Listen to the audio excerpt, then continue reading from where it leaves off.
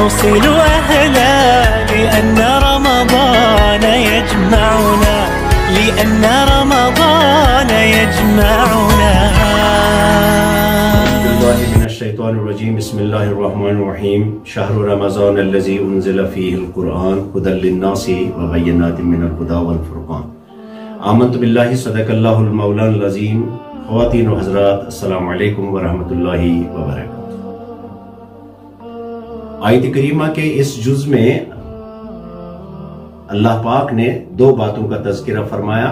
ایک یہ کہ رمضان کی اپنی ذاتی کوئی فضیلت نہیں، اس کو یہ فضیلت نزول قرآن سے دی گئی ہے. اور دوسری بات جو اس سے مستفاد ہوتی ہے وہ ہے نزول قرآن کی تاریخ. اللہ پاک واشگاف الفاظ کے اندر اس حقیقت کو آشکارا فرماتا ہے کہ میرا یہ قرآن جو ہے اس کا نزول رمضان المبارک میں ہوا. رمضان المبارک میں اس کے نزول کی شواہد قرآن پاک میں اور بھی دو جگہ پر موجود ہیں، اور اس کا پہلا مقام ہے سورۃ القدر کی آیت کریمہ انا انزلناہ فی لیلۃ القدر. ہم نے اس قرآن پاک کو لیلۃ القدر میں نازل فرمایا. اور اس کی دوسری دلیل سورۃ الدخان کی آیت کریمہ انا انزلناہ فی لیلۃ مبارکہ میں موجود ہے کہ ہم نے اس قرآن پاک کو ایک برکت والی رات میں نازل فرمایا. جہاں تک لیلۃ القدر کا تعلق ہے اس میں کوئی شک و شبہ نہیں کہ وہ رمضان میں ہی موجود ہے. اور جہاں تک لیلۃ المبارکہ کا تعلق ہے اس معاملے میں ما سوائے دو چند کے جمہور علماء کا اس بات پر اتفاق ہے کہ اس سے بھی مراد لیلۃ القدر ہی ہے. اس طرح سے یہ بات طے ہو جاتی ہے کہ قرآن مجید کا نزول رمضان میں ہوا.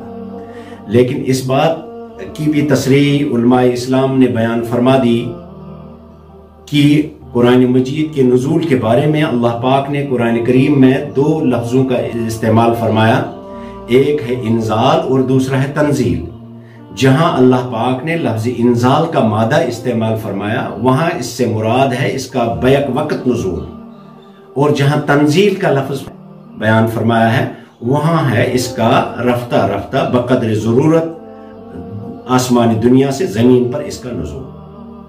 تاریخی اعتبار سے جن مؤرخین نے اس پر قلم اٹھایا ہے ان میں علامہ قرطبی علیہ الرحمہ، جنہوں نے اپنے تفسیر احکام القرآن کے مقدمے میں اور جو الگ سے بھی چھپ کر ہمارے پاس موجود ہے اس میں تفصیل بیان فرمائی. اور پھر عالم اسلام کے ایک عظیم امام عبد الرحمن جلال الدین السیوطی جنہوں نے الاتقان فی علوم القرآن میں اس کی تفصیل بیان فرمائی.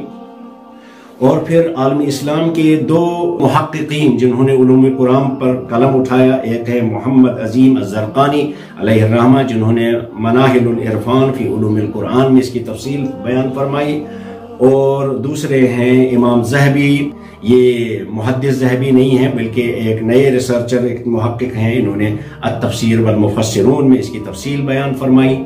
اور اسی طرح سے ڈاکٹر صبحی صالح نے بھی اپنی کتاب علوم القرآن میں یہ تفصیل بیان فرمائی ہے کہ قرآن مجید کے 3 نزول ہیں. ایک نزول اللہ پاک نے جب اسے لوح محفوظ پر نازل کیا اور یہ بھی بیک وقت تھا، اور دوسرا نزول اس کا لوح محفوظ سے آسمان دنیا پر بیت العزت کے مقام پر اس کو نازل کیا گیا، یہ بھی بیک وقت نزول تھا. تیسرا نزول اس کا آسمان دنیا یعنی بیت العزت سے زمین پر اس کا نزول، اور وہ بھی رمضان المبارک میں بھی. یہ سارے اس کے نزول جو ہیں چاہے انزال ہو یا تنزیل مراد یہ سارے رمضان المبارک میں ہوئے ہیں. اور اس کا نزول جب زمین پر جناب رسول پاک صلی اللہ علیہ وسلم پر شروع ہوا، آغاز ہوا، تو وہ بھی رمضان ہی تھا، اور اس کا آغاز ہوا اقرأ باسم ربک الذی خلق. اور جس وقت رسول اللہ صلی اللہ علیہ وسلم غار حرا میں موجود تھے اور جبریل یہ 5 آیتیں لے کر آئے، یہ بھی رمضان المبارک تھا، اور ان محققین کے مطابق یہ 25 رمضان المبارک تھا. اس اعتبار سے قرآن مجید کا سارا نظام اترنے کا، بننے کا، منتقل کرنے کا، رفتہ رفتہ زمین پر آنے کا، یہ سارے اس کے انتظامات و انصرامات جو ہیں وہ سب رمضان المبارک میں ہوئی۔ اللہ تعالیٰ رمضان المبارک کی برکتوں سے ہمیں نوازے۔ ربنا تقبل منا انک انت السمیع العلیم، وصلی اللہ تعالیٰ علی خیر خلقہ محمد وعلی آلہ۔ نغفر زلا نوصل أهلا لأن رمضان يجمعنا، لأن رمضان يجمعنا.